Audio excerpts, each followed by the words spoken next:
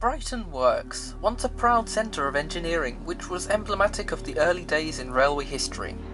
Now a multi-storey car park. Not so long ago, myself and the Camp Mario brother took a trip to Brighton and had a look around the area which was once the capital of the London, Brighton and South Coast Railway. As usual, the footage we took was mainly of us goofing around, but I thought it would be sensible to have a separate video talking about where exactly we were and what its significance is to rail fans globally.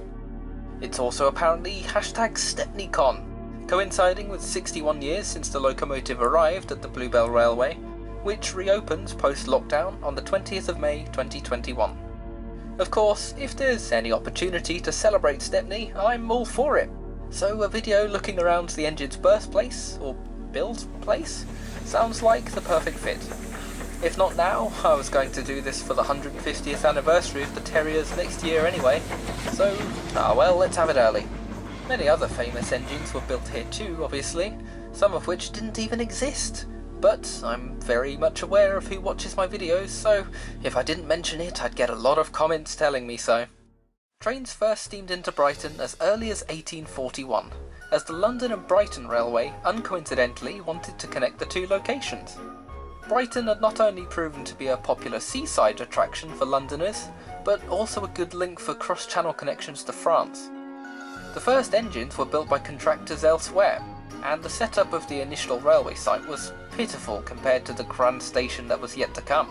Basic railway workshops were set up here so that the rolling stock could be maintained. But these didn't start producing their own engines until a decade later.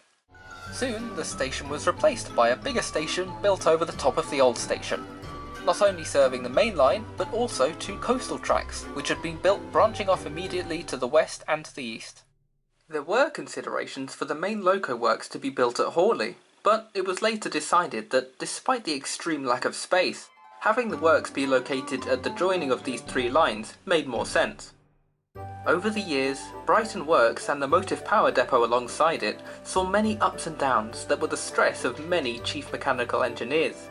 It produced award-winning engines and experimental innovations. It manufactured boilers for ships and contributed in both world wars.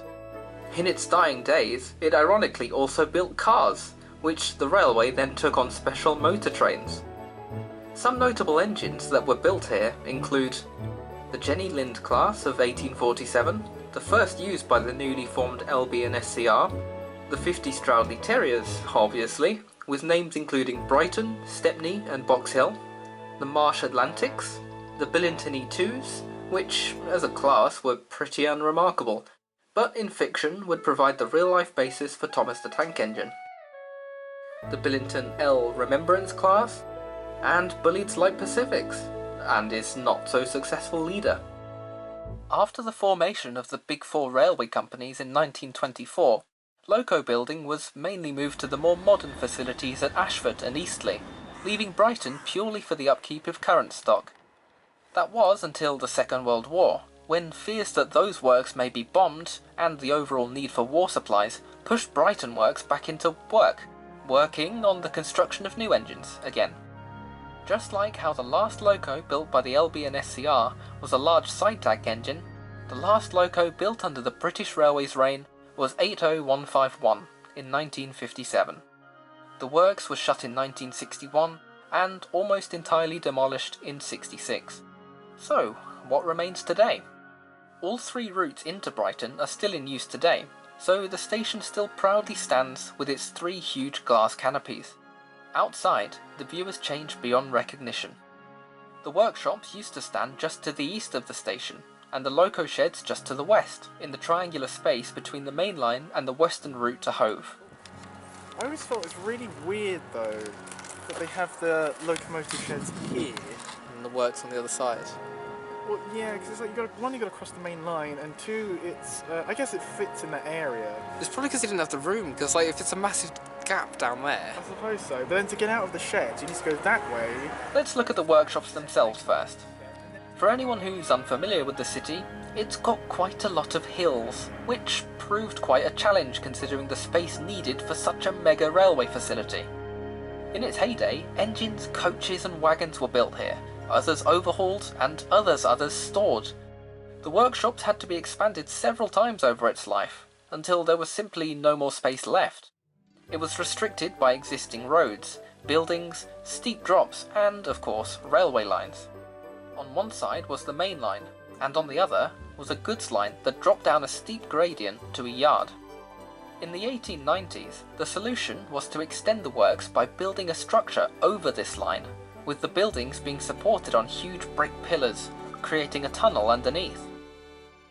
This area is the only real survivor of the site in the present day. Overhead, there used to be a fitting shop, a pump store, an iron store, welding department room, and millwright's room. This is the trackbed for the 3 lines that ran downhill here, to a goods yard and coal store. Going down south into the swarms of flats, shops and hotels, there are more subtle nods to the railway connection. The names of streets and buildings include Fenchurch Walk, Sinclair Walk, Stroudley Road, Billinton Way, and, of course, Stepney Court. There's also some looser connections, such as Cheapside, which is a terrier, but the street was named after the area in London rather than the engine. And then there's Horsted Court and Kingscote Way, which aren't really related to Brighton, but they're station names on the Bluebell Railway. Let's head back up to those lovely brick pillars. This is a designated wildlife trail, starting at the east side of the station. And, although it's a very short trail, it's certainly filled with wildlife. Quite appropriately, the columns are dressed in a display of fire irons, nodding to the past of the area. Further along is the wall that once held the machine shop, marking the northern end of the main site. The goods line carries on, across what is now one of the oldest cast iron bridges in the world. This is where the trail ends, but there's still a glimpse of the past here. In 2013, artist John Mills installed the silhouette of Jenny Lind, one of those early locos to work on the route. It's marked as a ghost train, which, when viewed from the road, is supposed to light up spontaneously at night, with accompanying sound effects. I've never seen or heard of this feature actually working, and I can only presume that the Stop HS2 banner is an unrelated, newer addition. The goods line continued under the New Haven branch and back up to join the main line. Descending from the bridge and following the road westwards, there are remains of what appears to be an old pump house, and the original bridge that carried the main line. This was later extended by a huge girder bridge alongside. Above the road, the carriage shed still survives, and is now used to store multiple units. We then arrive at a bridge going over the eastern tracks out of the station.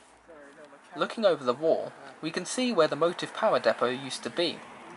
This view is taken on the same bridge and shows a massive hill of chalk that was made when clearing the cuttings. The running sheds used to be on the same side as the engineering works, but as space got tight, the hill was dug out again, and the MPD was moved here instead. Only this store building on the far left survives. Going up the hill back towards the station, we can get a slightly clearer view. There used to be a turntable next to the store building, which was at the side of a 14-road shed. This was accompanied by another shed, which was intended as a wash station, but mostly used as another running shed. And that's accompanied by another shed, which used to be a carriage shed, but was mostly used as a running shed too. As you can tell, space for storing locos was precious. Engines of all types would come here to coal and water, before backing into the station and shunting back onto their trains. The complex that currently sits on the site was built in the 70s, but isn't really used to store rolling stock. This is the site of Brighton Sheds. Tracks still go there, as you can see. Don't look much used, but yeah. A picture of Stepney and Birchgrove coming into here in the 1963 or 4 rail tours. Yeah, this is definitely where they took those pictures. Yeah. Or roughly. Probably on this ledge. Probably wouldn't have been blocked off like this. Brighton Works used to be over there on the other side. Going all the way back around the station to where we started, this multi-storey car park and the surrounding buildings are the bulk of what used to be the heart of the workshop. This is where the engineers' offices were, the boiler shop, the cylinder on wheel shop, the erecting shop. Now. You get the picture. This was once the beating industrial soul of the town, and where the most futuristic advancements in travel technology were made. There is, of course, one more engine I need to mention in this story.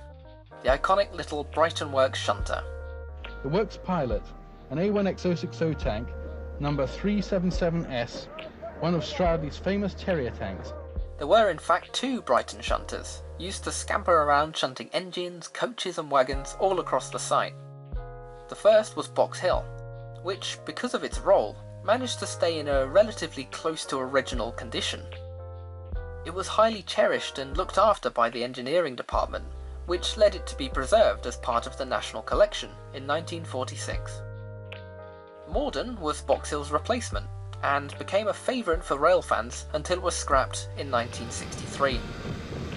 Not being part of the capital stock, it was one of the few engines in the British Railways era to not wear the company black, green or red liveries. Instead, it was kept in the original Stroudley improved engine green right until the end, occasionally being chosen for rail tours across Sussex and Kent, a welcome look back to railway life nearly a century before. It felt right to end our brief tour here, looking back towards the station. Of course, we came prepared, with a small army of models based on those once built here.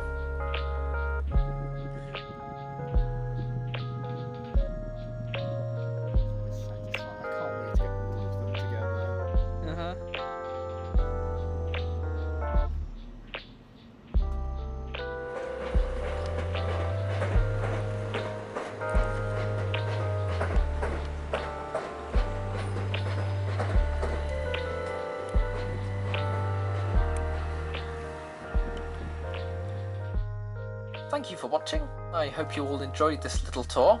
Now, disclaimer, I'm no historian and I don't claim to be.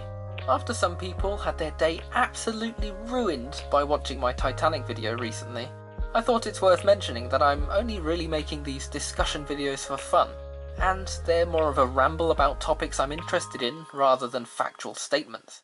Forgive me if some things are wrong, basically. But still feel free to let me know in the comments so that I can learn in the future.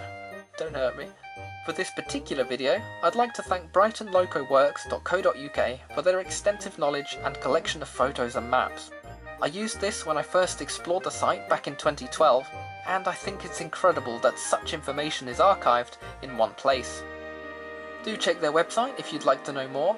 This video wouldn't exist without it. If you'd like more of these talky videos, then let me know that too. Oh, and also, if you have a favourite engine that was built at Brighton Works, I'd love to hear it.